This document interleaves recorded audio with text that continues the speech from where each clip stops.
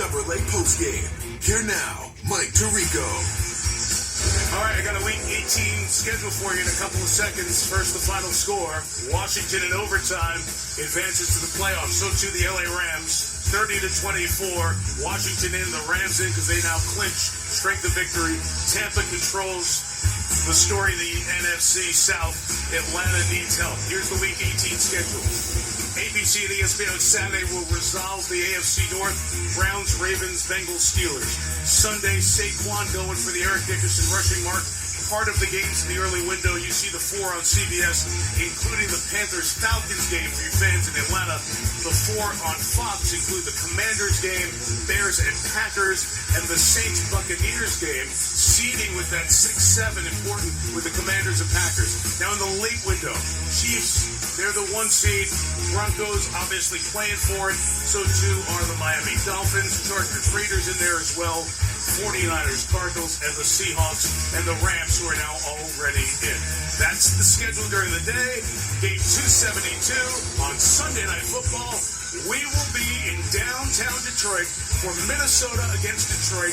We've never had a game in the history of the NFL with that many combined wins on the same field. 14 for Minnesota, 13 or 14 for Detroit, depending on what they do tomorrow night in Santa Clara. Football Night in America begins at 7 Eastern. See you in America's Motor City for kickoff, and that will be some way to wrap up the 2024 NFL regular season. Our players of the game, of course, Jayden Daniels, Zach Ertz, the 2 touchdown catches, and Bobby Wagner, the leader of that defense. Player of the game interview time, and here is Melissa. Well, you guys are headed to the playoffs. Jayden, on that final drive, the game-winning drive, the fans were chanting MVP. How did you get it done? After last week, you did it again this week. Man, really nothing but God once again. Battling through adversity, just blessed and highly favored for real. Zach, walk us through that touchdown catch. Yeah, first of all, glory to God, like Jayden said. It's been a long couple of years, honestly, and being able to play with Jayden at the end of my career is such a blessing for me. The kid is, the whole league should be on notice with him. Everyone loves playing with him. He's the ultimate team guy. He's the ultimate leader, and he just gave me a chance at the end of the game. What does this win mean for this organization and going to the playoffs? We can't speak on the past, but what we can speak on is the culture that DQ is building. And it's a culture that everyone loves being a part of. He demands excellence, but he also loves each and every one of us. So it's something that I've loved to be a part of since the moment I got here. So cool. And you had your good friend from the draft, Michael Penix, the other rookie quarterback you were going up against. What did you say to him after the game? Man, keep going. He's going to be a hell of a player.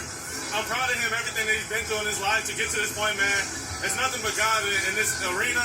I know he's a follower, he's a believer, man, so anything is possible. And talking about anything is possible, Jayden, finally, what is this team capable of in the playoffs?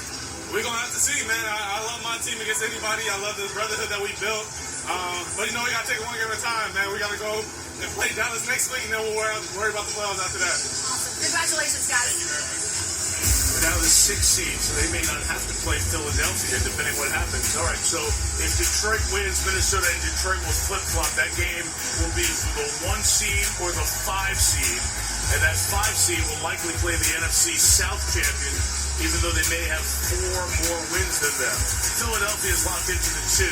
The Rams get in because they hold on to the strength of victory tiebreaker with the teams that they needed to win, winning this week, 4 of them. We mentioned Tampa in control. Atlanta's the last team still alive on the outside and needing that help. And as we said, Washington now controls the path to the 6th. Green Bay sitting at the 7th. There was some good games in the NFC playoffs, Chris. I'm still getting over this one. I just love it. I really do. I like 2 or 3 times in my career of broadcasting, I started clapping in the booth because it was that good. Those 2 young quarterbacks were that good with what they did here tonight. Can I give you something else to the extent that you haven't seen it again before? To show you what was happening. Well, Euphoria, playoff tiebreakers, Week 18 schedule. Guess what happened on the field? Somebody got engaged. All right. Jeremy Reeves, who played 22 special team snaps, has the most special one of all.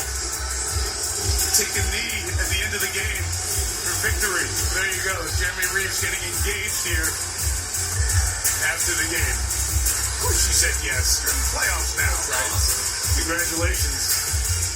And Zach Ertz and Kirk Cousins. Kirk with so many friends here from his time in Washington.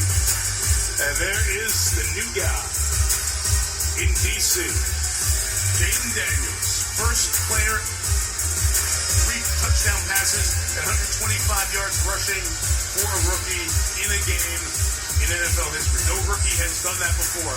He did it tonight. So much to stream on Peacock this week. First up, James McAvoy stars.